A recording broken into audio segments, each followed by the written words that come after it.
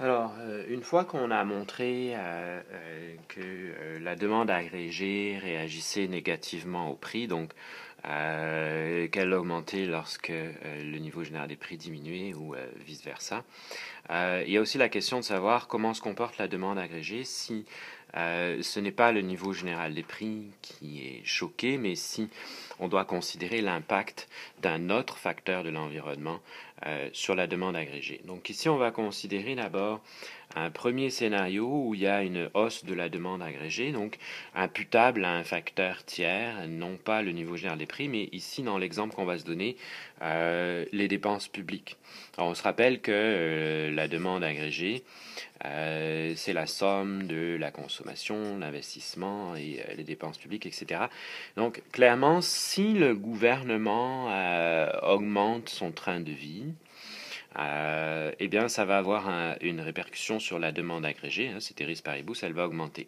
Alors, si on veut illustrer ça dans notre cadre, puisque la variable exogène d'intérêt ici n'est pas représentée dans l'espace cartésien, il faut considérer une projection géométrique.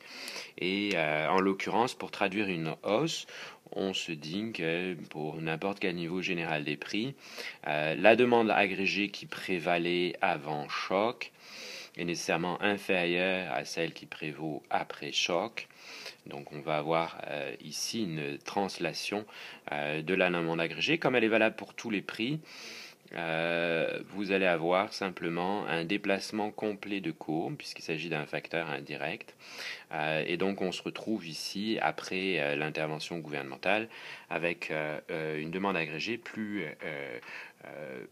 élevée, en tout cas plus vers la droite. Dans un deuxième cas, toujours à considérer un choc qui ne vient pas de la sphère nominale, qui n'a pas rapport avec le niveau général des prix.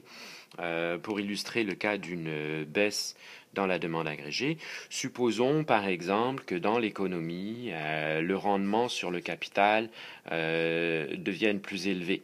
À ce moment-là, ça veut dire que pour les entreprises, il est plus coûteux d'investir. Donc ça va avoir tendance à déprimer la demande agrégée parce que l'investissement est une des composantes de la production nationale. Donc ici, si cette composante diminue, la demande agrégée diminue. Alors pour l'illustrer dans l'espace cartésien PDA, ici il faut considérer que pour n'importe quel niveau général des prix, par rapport à l'ancienne demande agrégée, la nouvelle va se situer en deçà.